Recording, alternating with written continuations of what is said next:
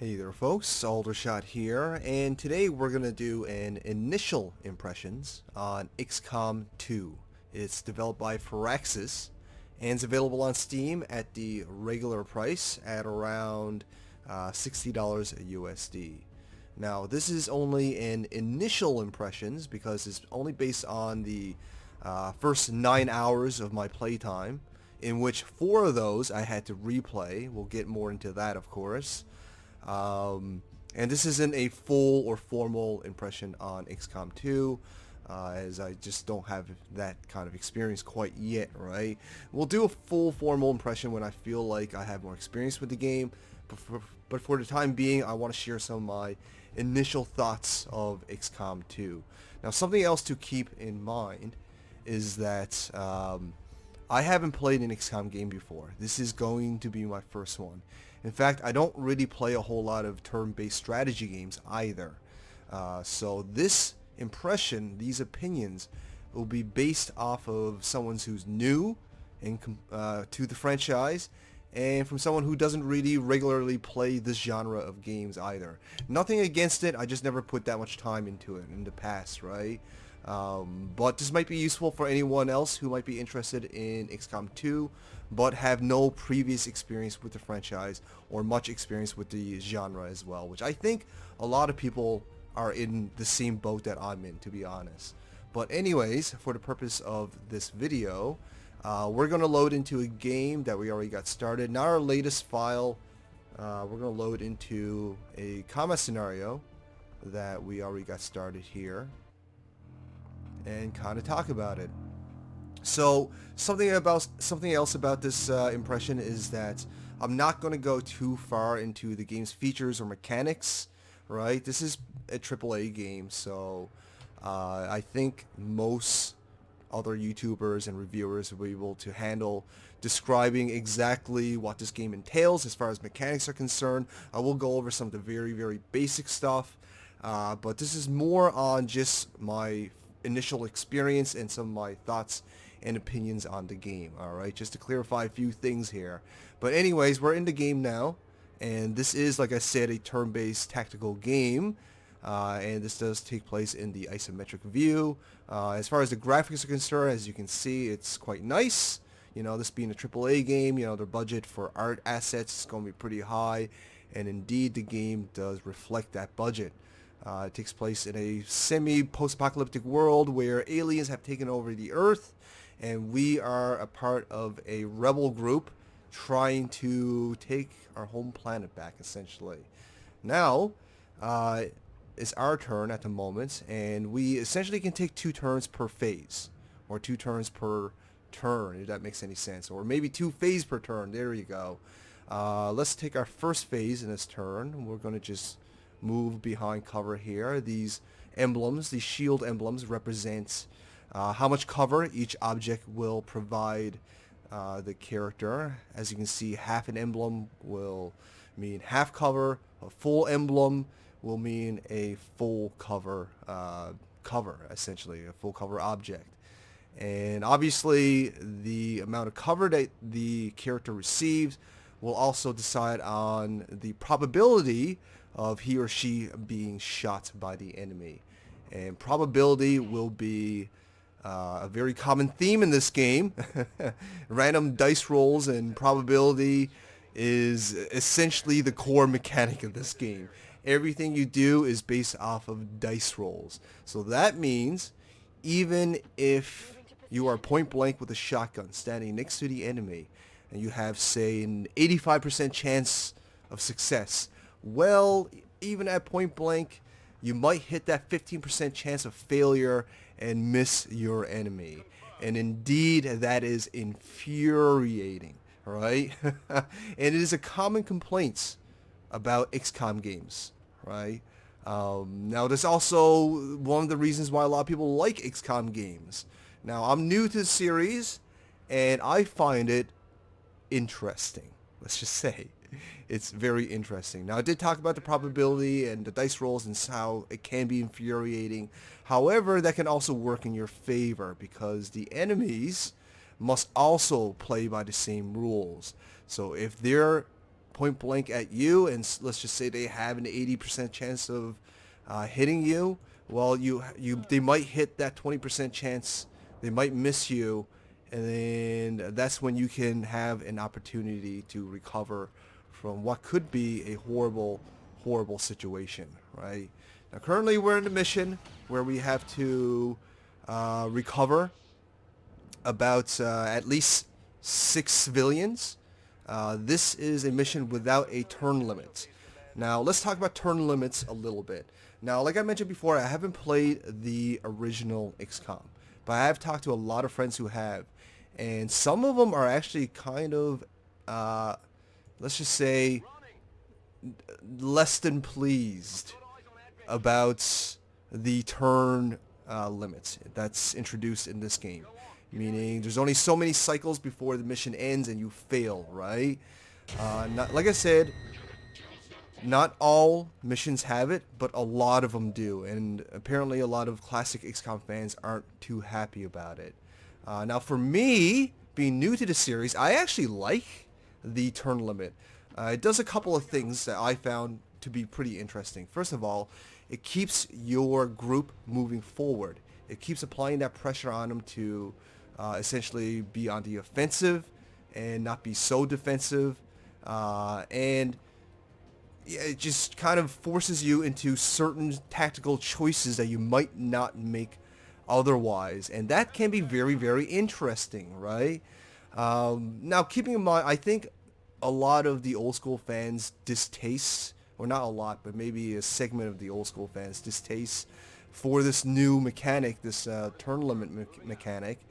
I think is a little bit overblown from what I've been reading, simply because from the missions I've played that does have it, it's mostly objective based. So basically, you have so many turns to fulfill a certain objective. But once you do, then you have unlimited turns to kill off the rest of the enemy. So it's not like you have only 5 turns to complete your objective and to kill the enemies, right? It's mostly applies to the objective of whatever mission that you're currently on, right? So do keep that in mind. Now let's see, we are currently in cover. We kind of know where the enemies are. We know where 1 and 2 of the enemies are. So you will go into Overwatch mode, which essentially is a counter. It'll leave you in a defensive in cover position, but if the enemies show themselves, you can sneak out of cover and blast them, interrupting their turn, right? And that can be applied on you as well, meaning the enemy also has Overwatch, so do keep that in mind when you're moving about. Now, earlier I mentioned that I restarted my initial game after 4 hours in. Why is that? Well, what happened was me being new to the game and didn't really know what I was doing besides, you know, understanding the core mechanics. I wiped, my entire party wiped the first 3 missions. And on my 4th mission, I didn't even have enough squad mates to fulfill a full squad. I only had 3 squad mates, which were all rookies, to fill a 4 squad makeup, and I just couldn't progress anymore. And talking to some of my co-workers and friends who played the original XCOM, they said that this is actually kind of a common thing for the XCOM franchise. That it's pretty common and very much part of this franchise to throw players into situations where they're essentially forced to restart their game or restart their mission or something of that sort, right? So basically, this is not really an easy game. This is not a game that I would actually call quote-unquote accessible. Oh my. Oh, he's going to take some damage here. The enemy had Overwatch on him, which is a bit unfortunate. I probably should have just stayed behind cover, to be completely honest. But oh well. Actually, let's see what our percentage is. 36%. Not good enough. Let's just throw a grenade. Mr. John Bain, or aka Total Biscuit, that I made in this game. He is a grenader. And by the way, you can customize your characters. You can level them up with new skills and all that kind of good stuff. And that's a lot of fun, actually. That's definitely going to be something to keep a lot of people playing this game, I think. But yeah, as I was saying, this game is not really what I call an accessible game. And I don't think the players that would be interested in this game would want this to be a quote-unquote accessible game. I think most people want this to be essentially cater to the hardcore players, if you will. Right? And indeed, this game is very, very hardcore, I have to admit. Like I said, I have to restart my first 4 hours of the game because I just made too many mistakes. Now, I'm doing a lot better in my second game after talking to my coworkers who play this game and some friends. And the reason I'm doing better is for one very, very simple reason. And this is something that no review on XCOM or XCOM 2 will tell you. No commentator will ever tell you this either, I don't think. Or not very many anyways. And that's something called, at least what my coworkers called, scum loading. Right? It's when you save after every successful action, and whenever something fails, you reload that action to start from that point. So that way you only play with your successful rolls, right? I know, it sounds cheesy, it's corny, it's a little bit cheap, and that's what I argued with my coworkers as well. It's like, dude, that sounds really, really corny. But apparently, according to them, this is a very common tactic in the XCOM franchise. Apparently a lot of players, including the veteran players, do this. And after doing it, I did start progressing. I did actually start doing a lot better. Now, I know this can be perceived as a bad thing, and it kind of is, you know, let's be honest, like loading and saving, that shouldn't be a part of your tactics. That shouldn't be a part of the formula of being success or playing well in this game. But the thing is, I actually did end up having more fun and start succeeding in my missions a lot more after I started to basically apply scum loading into my my tactics, if you will. You can call it tactics at all. And yeah, that is something you have to keep in mind, right? That mostly has to do with the fact that this game is so dice roll dependent, right? Like sometimes you miss a dice roll on an 85% chance, and that's infuriating. Infuriating, right? So what do? You load back to the last action and try and take that 85% chance again, and you'll probably hit it the next time. And yeah, that's what it kind of comes down to. Now, to me, it does seem cheesy being new to the franchise, but apparently, talking to some of my friends and coworkers, this is sort of a common tactic for longtime veterans of this game. Which is definitely kind of interesting. So basically, this is definitely a game of attrition, if nothing else. I mean, there's a lot of tactics and strategy involved, absolutely. And if you play well and you play right, you can definitely mitigate the use of quote-unquote scum loading, right? I mean, I did a mission where I didn't use it at all. And I did really, really well, but only because I had a lot of good luck. And this game definitely will incorporate a lot of luck into your strategy as well. So yeah, it's not really a game that's really catered to more casual players, right? Now on the flip side, ooh, I don't want friendly fire. On the flip side, oh, it's just oh, that's my guy. I see. I thought that was the enemy for a second. On the flip side of this, even though it's pretty hardcore focused, right, as far as the audience that this game is going for. The mechanics and the core, you know, gameplay elements and stuff like that is actually really, really easy to understand.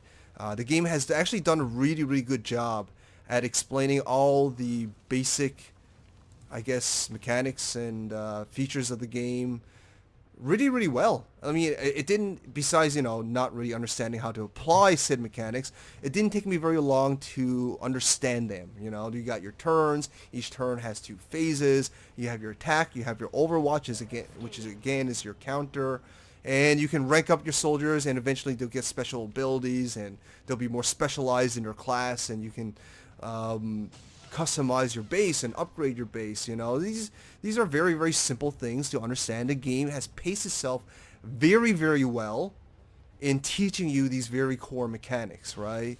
So even though this game is very, very difficult, very challenging, and definitely doesn't take it easy on the player, it's actually relatively easy to understand. So if you do want to get into XCOM and you are interested and if you're willing to sit through a bit of frustration and a fairly high learning curve, understanding the core game is actually not too hard. It definitely wasn't the most difficult part of the game. The most difficult part of the game is applying the things that you've learned, right? That's the difficult part, and that will definitely take some time.